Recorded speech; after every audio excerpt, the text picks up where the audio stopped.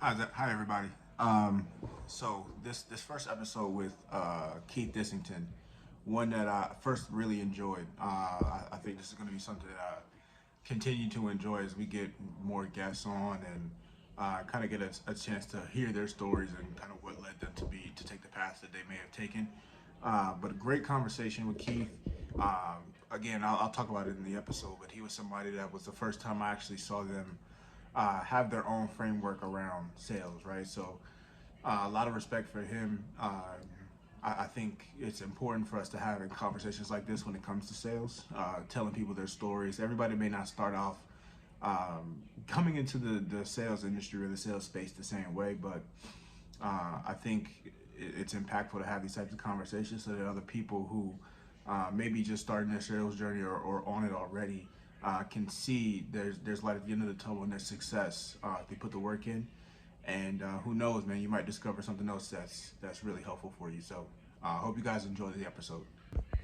This is the my sales podcast, Eric Gravely Sales Podcast. I didn't want to overthink the name or anything like that. Um, but here with me right now is the man, the myth, the legend, Keith Dissington. Keith, thank you again for being on, my man. I really appreciate it.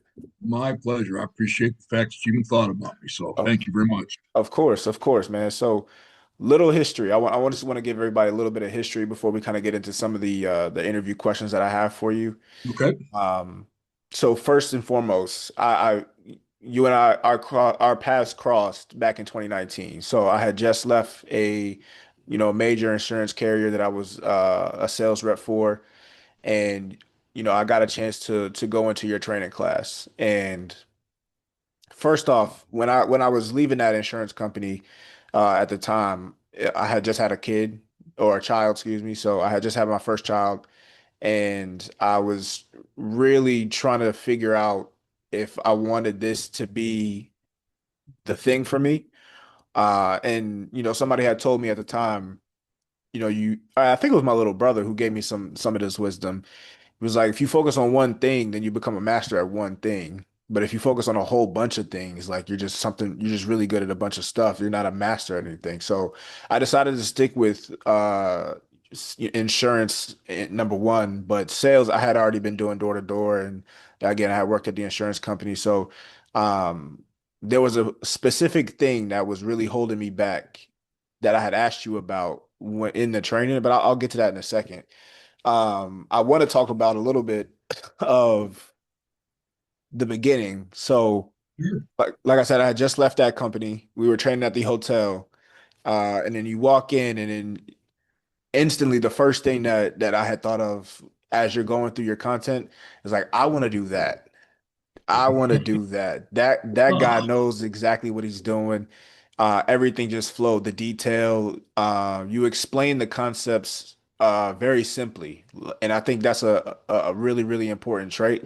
And then, like I was telling you before, some of the advanced stuff that I wasn't thinking of before, like the DECA assessment that we had taken, try to identify our personality types and then how to best sell other personality types. That was a game changer for me. It yeah. really, really Good. was. So Good. I always knew at that moment that was eventually what I wanted to do. And like I said, man, it's an honor to have you, on this for this episode. So thank you again. Oh, absolutely. Absolutely. So Thank you for the kind words too. That's really nice of you. Of course, man. The one thing about me is I'm honest to a fault sometimes. Yeah. So when I'm speaking, man, I'm not trying to fluff or blow smoke or anything like that. It's truly how I feel. So I wanted to get into some of the podcast questions that I have for you. Okay. Let me just get to those for some reason Microsoft is still giving me some issues. So first and foremost, tell us a little bit about yourself and kind of your journey, how you got started in sales, and ultimately, some of your accomplishments. Yeah, sure. So I was a competitive swimmer growing up, Hmm. and my dream was the Olympics like everybody else, and I thought that was gonna light the way and had a harsh reality, didn't make it, but it was a great learning experience. And again, it was like something I did for 18 years of my life. So one of the things that I wanted to make sure I did was give back to swimming, and I wanted to be involved with coaching somehow. I wasn't sure at what level at that point. I just knew I wanted to coach swimming, and I was trying to figure out a career where could I do that and still be able to do a normal job, etc. So I got into and I got my degree. Now, being perfectly honest with you, I did enough in college to get by. All I wanted to do was have a GPA that allowed me to swim. I literally didn't even give much thought to the career path, if you C's will. get degrees, my man. C's get Yeah, degrees. buddy. Yeah, buddy. So then, and this sounds really bad, I was like, what's easy? What can I do that's easy? And I looked at teaching from the perspective of, 10 and a half months on, month and a half off. I'm like, I can deal with that, 8 to 3. This is all right. Never really put together the idea of how much money teachers get paid. I was looking more for the freedom, etc. Right? No weekends or whatever. And so I took a teaching job. My first job out of college, my college coach actually helped me get, and I was a teacher in Sioux City, Iowa. Coached the boys and girls high school teams. Had a club there that I did.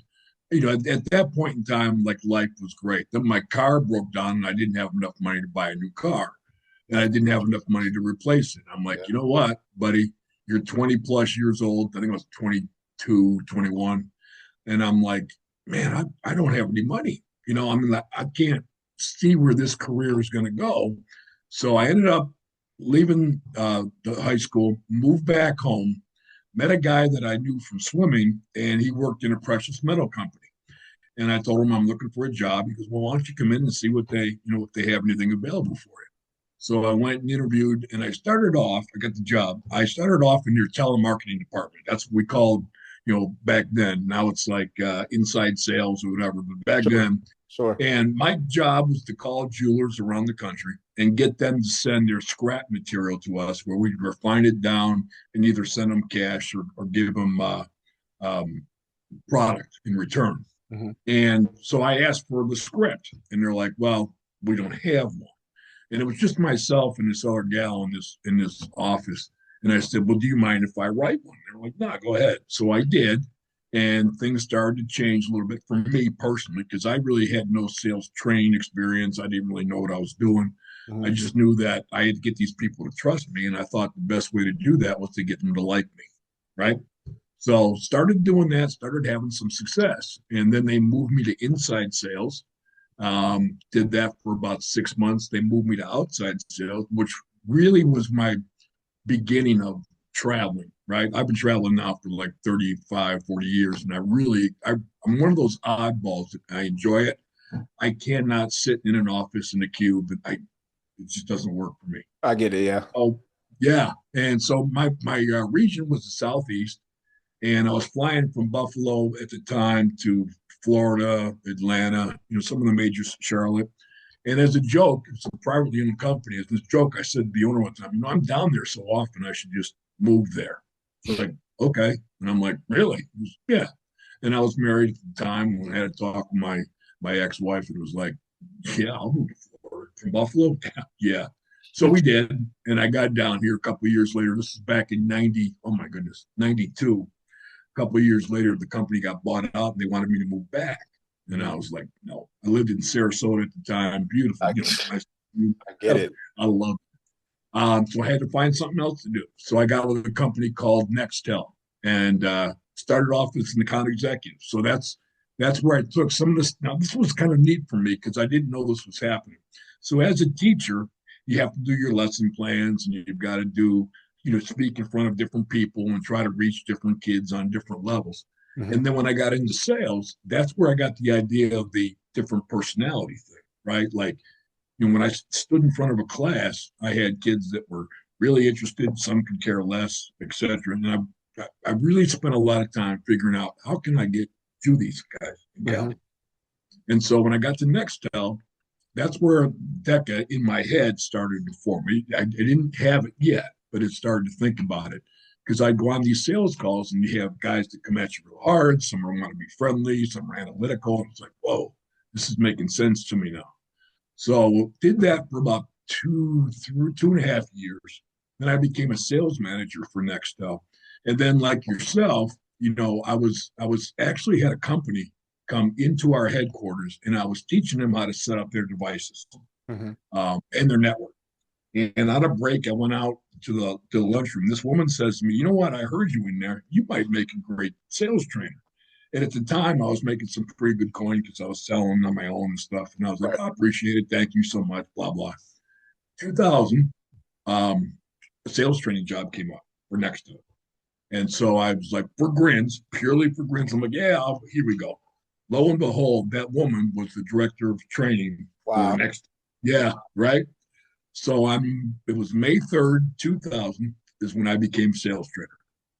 And Eric, when I tell you, and this is so cliche, but when they say that if you find something you truly love to do, you never work a day in your life. So for 25 years, I haven't been working, That's and excellent. I've had the privilege of working for Microsoft, Google for a couple of years. And then of course I started with, I did HTC for 2 years in between there. And then it got to HP1 where I met you in 2017. One of the things I had created at Google was Impact. This is a sales consultative sales process. Yep. And when I was interviewing, I told them that this is kind of like a package deal. I've got this process that I put over at the time. I think it was like 12, 15,000 people through.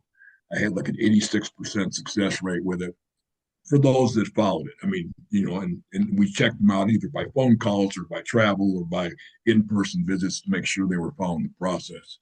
So I was pretty proud of that. And so when I approached HP1, I said, I'd love to be your sales trainer, but at the same time, I want to, this is the program I can bring here with proven results. They said, okay. And, the rest was history for the, next 4 years. So, yeah, now I'm a national sales training manager for a company called Southern Home Services.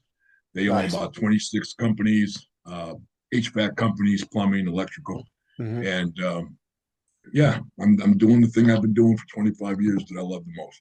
So, first off, a lot to unpack there because you really Yeah. dropped some gems. So one of the things that what really stood out to me when I first was in the Impact sales training class was when you said that you became an executive, and then when Nextel was bought by Sprint, they kept you on.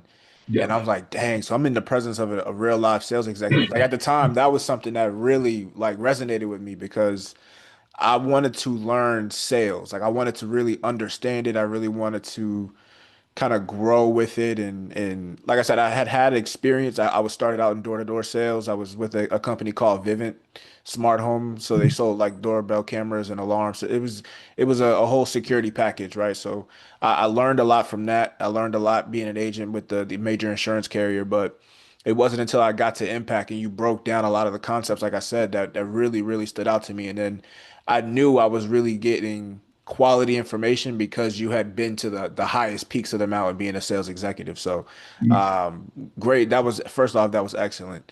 And Thank you. the other thing was you never work a day in your life if you're doing something that you love. And it's a little bit of my journey. So when I started out with HP1, and I didn't mean to name the company, but when I started out at the company, right? It was under the an account that the carrier wasn't paying very much.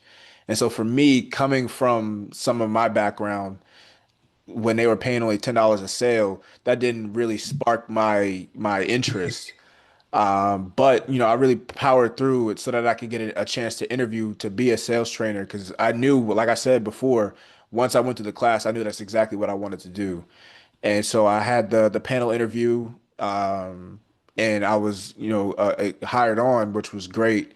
And then so the next question that I actually wanted to get into with you, what do you think are some good qualities or qualities that make good salespeople? Because for me, you kind of touched on one thing before too, is people actually following the process. So I call that like script discipline or process discipline. So what are some things that you would say are good qualities of salespeople? Um, this is a big one here, Eric. We can go so many different directions. I think the first thing, are you familiar with Simon Sinek? I am, yes. Okay, I'm I like love them. drank the Kool-Aid, read the books, did my own why, the whole 9 yards, right? In fact, I even brought some of his stuff into Impact, to be Yeah, honest with that's the reason why I know about them, you. honestly. Yeah, Yeah. I think for anybody, whether you're in sales or just any profession, you've got to know your why. Like, what's your purpose? Why are you doing what you do? So that you can understand the connection that you have to have with the other side of the table, so to speak, right?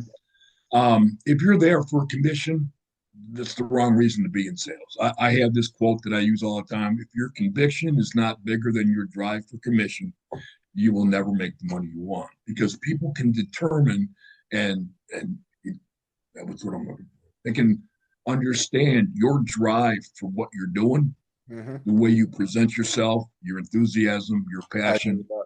And when they realize that you actually care about them and what they do and how what you offer can help, that's when the dynamics of the conversation change. Zig Ziglar once said, if you help enough people get what it is they want, you'll end up getting what you want. Yep. So, the strategy there is stop. In fact, I have this thing. I think I even did it back then. I don't even like the word sales. I really don't. And I know that's what people do, and I know we call them salespeople. But if you really understand your why, and hopefully, people can dig into this and learn about it because it's so important, then you understand why you understand why you're doing this every day. Absolutely. It makes sense, and then the passion naturally comes out because typically the why is I love helping people, I love educating people, I love motivating people, I love inspiring, whatever that looks like for you. And then everything else just seems to fall into place, right? Yep. And people in sales, I think one of the things you mentioned that really made me feel really good is I think people in sales make it too hard. I agree with that Sales, 100%. honest to goodness, sales is so easy if you take it, break it down, and say, okay, what is sales? Well, the idea of sales is me talking to you or a potential customer hmm with the idea of giving them enough information to make a smart buying decision, and hmm hopefully that decision's with me. That's it. And then after that, the follow up and all that stuff, we can go down that road if you want to. Sure. But the bottom line is, it's just learning to talk to people. Yeah. And that's where, for me, just like when you said that Deca touched you, when I took disc, that was a changing point for me. That took my career, put the ball in my court, and hmm really helped me. Right. So, um, yeah, I think number one, they got to know their why. Number two, they got to have passion and drive and everything else. But number three, they've got to be okay with rejection. hmm Right. Um, I think we can both agree most salespeople they have an ego, and I don't Yes. know they're conceited. Yes. They have an ego, right? Yes. I mean, I've learned that as a trainer when people walk in like, yeah, I've been doing this for 10 years. You're not going to teach me anything new. I'm here because I have to. It's like, oh, hey, whatever, okay. But the idea with the ego piece is we think we're going to close everybody we see. hmm And I don't know. I've never met. Maybe you have. I've never met anybody with 100% closing rate. No, Just no, I haven't. haven't met them because if they're there, I would love to meet them, right?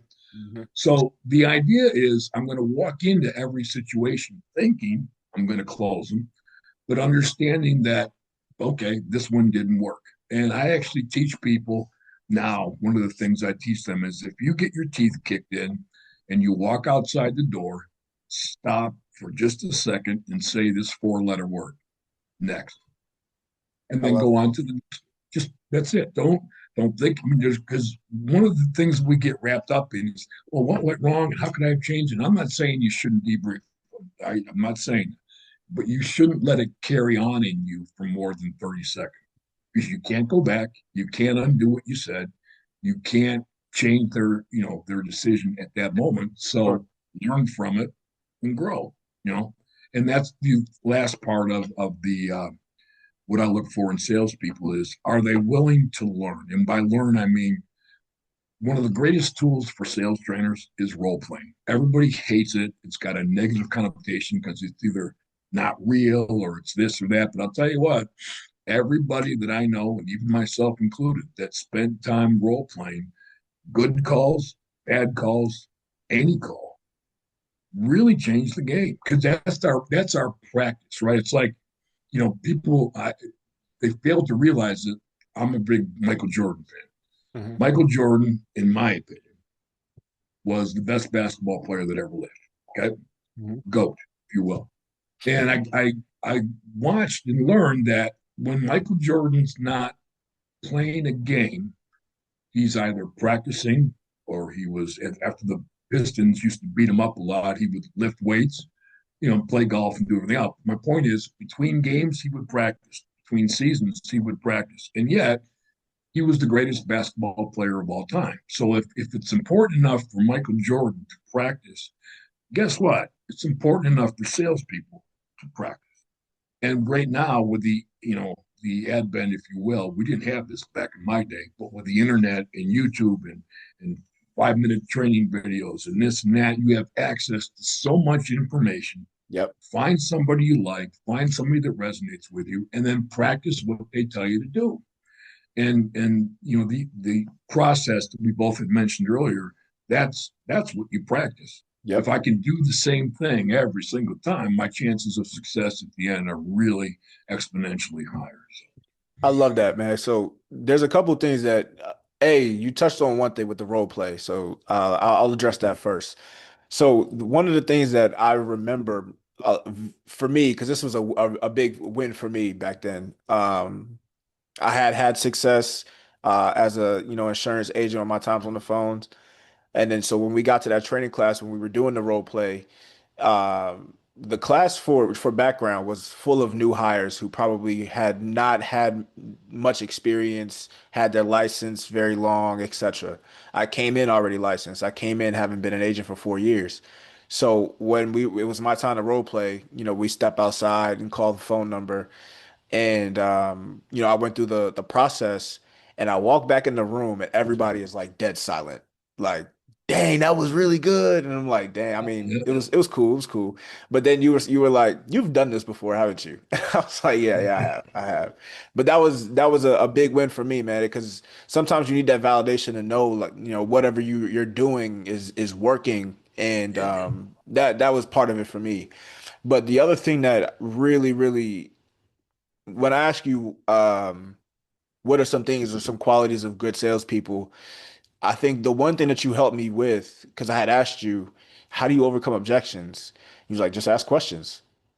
And so when you said that to me, it was so simple at the time, and I'm like, no, but he's right. Just ask more questions. So like I put words to it, or I put like a framework to that, and I kind of call it isolating the objection. It's a common term I've heard over my years, right?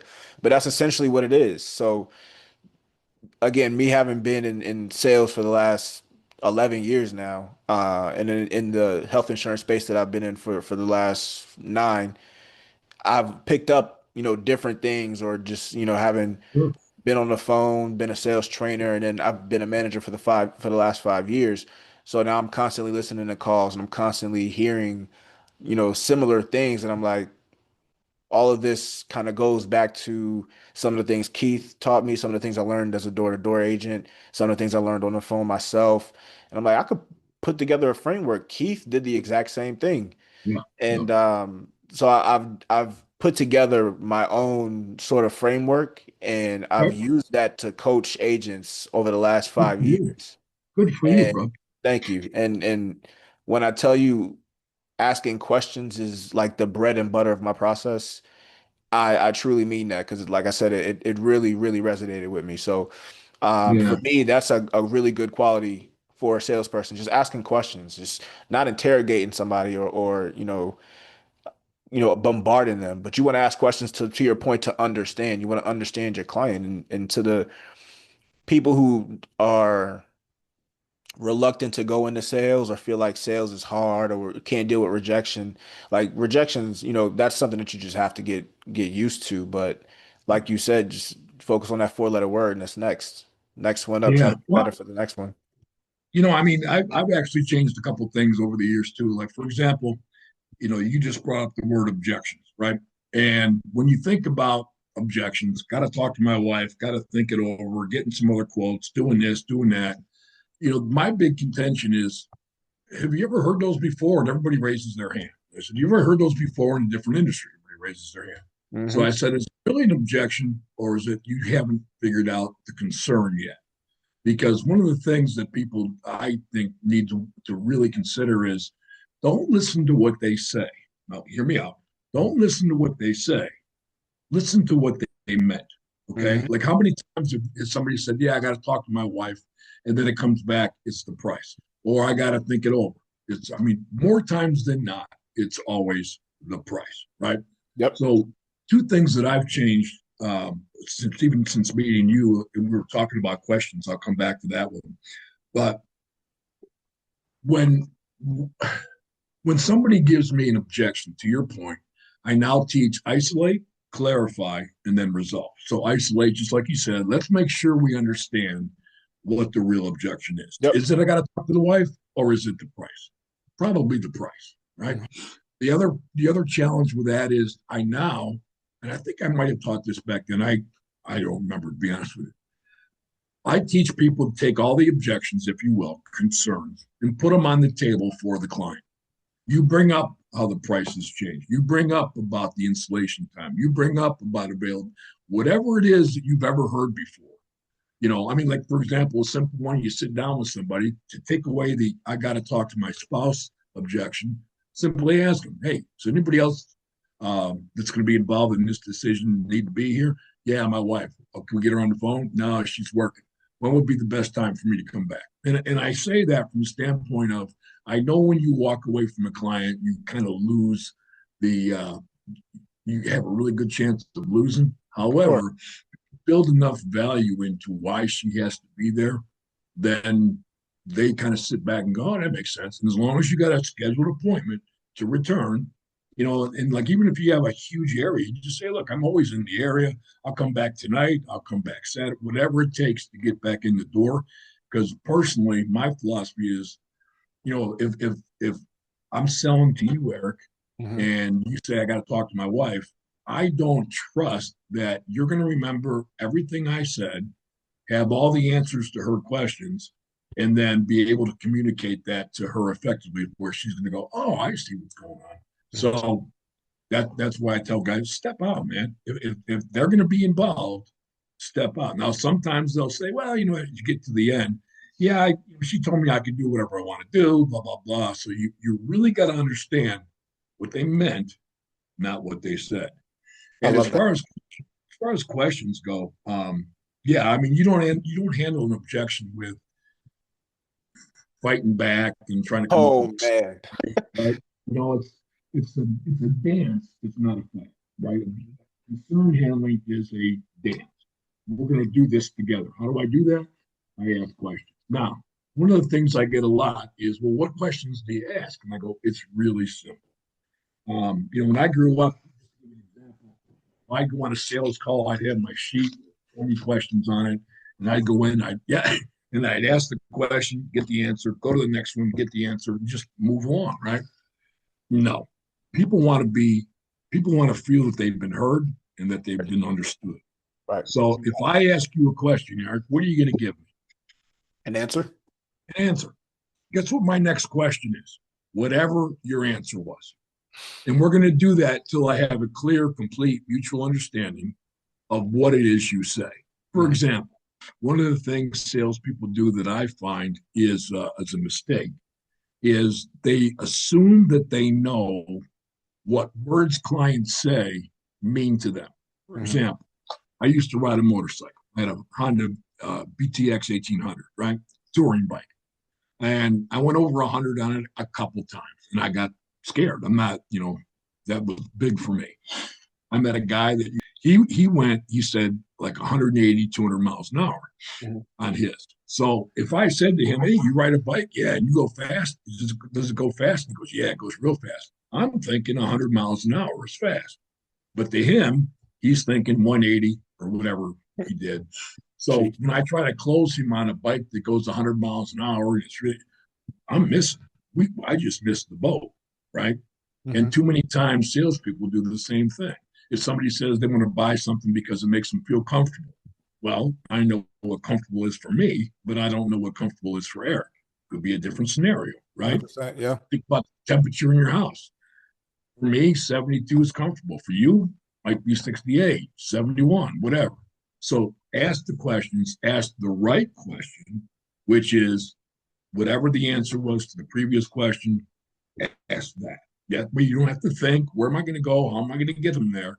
Just listen to what they say. Try to understand what they meant, not what they said. And if you're not sure, ask a follow-up question. And Yep. then it takes all the, all the way, all the concerns, if you will. I love that, man, because like I said, just asking questions and when you broke down, because you did teach that back then. Yeah. Yeah. And what I've noticed or what I've learned in my time just listening to calls, coaching agents over a period of time, a lot of people kind of struggle with the follow-up question piece. Like that's something that, and to me, I contributed that just to how good are you at conversation in general. But you're right. I mean, when you break it down like that, just whatever their answer is, follow up question to that. Like that essentially is what I teach. Is just the wording to it. So like that Oh, sure, makes a lot of sure. sense. Yeah. I mean, and the thing is, if you ask, the other point, I guess, I keep thinking as we're talking, another problem that I think salespeople have, they don't ask enough questions. Not only the right questions, but enough questions, right? I agree And with if that. you do this right, they will actually tell you how to close them. And I have literally preached that for like 9 or no, what, 6 years now? I have literally Yeah. preached that exact thing. Well, good for you. Yeah. I mean, they're going to tell you how they made buying decisions in the past. Well, you asked, how they made buying decisions in the past and who was involved and what went well, what didn't go well when you made certain decisions. How did you even make the decision in the first place?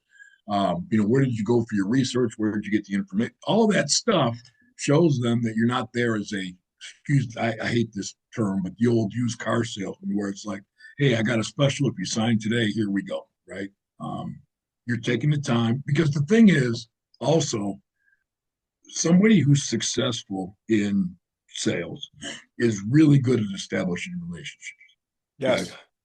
Without the relationship, I don't care how good you are with anything else, it ain't going forward because Yep. people buy for two For reasons. people Number they one, like, they're yeah. going to buy from people they like, right? I mean, if you put yourself in that position, have you ever bought from somebody you were like, what a jerk? Now, if they had the only product in the world that you wanted, maybe you had to bend a knee, right? Right. But for the most part, it's like next, Hmm. next. And then the other side to that is, I I think don't know. trust. I think trust. Well, yeah, but see, that's interesting too. Let me ask you this question. I think I used to even say this. You have a lot of friends, Uh, I a good call number. very few people friend. I'm with you. I'm with you. But let me ask you this: the people that you do call friends, do you trust them all the same? No. Why? That's a good question. I might have to look internally for that one. When I say friend, we could go out, have a good time, Right, maybe even invite you to my house for a barbecue, but there are very few people I might trust to watch my daughter, for example, right? right, right, So right. that's what I So mean. my point is this: I think trust is earned, right? Hmm. Um, but I think my goal and what I teach salespeople to do inside the home or wherever they are on the phone or whatever is get them to like you.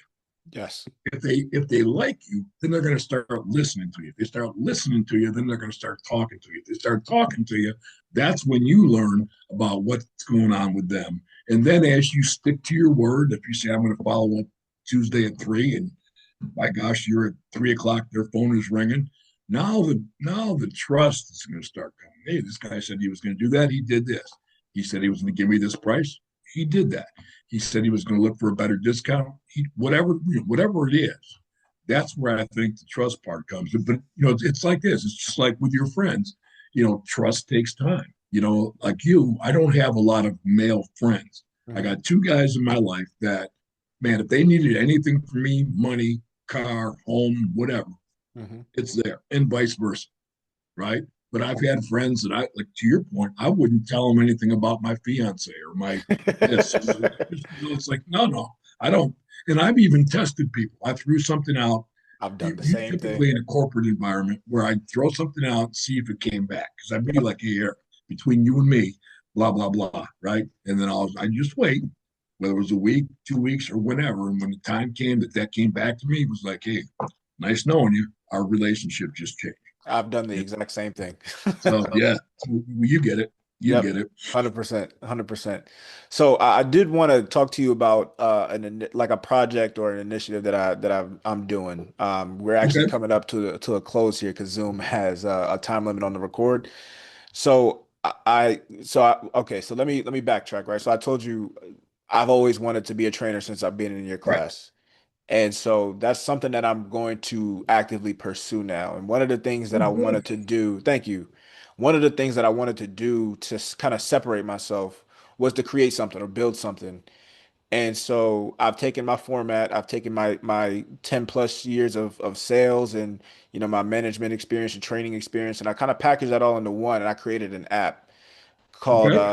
the name is changing forever, forever changing, just because I have to find like a name that someone's not using, but Sure. essentially it's a sales coach right in your pocket. That's the basis of it. So it's powered by AI. I programmed and helped develop the AI to be able to um answer someone's questions and give them a complete coaching based on some of the things that they're going through, and it's something I'm really really happy with.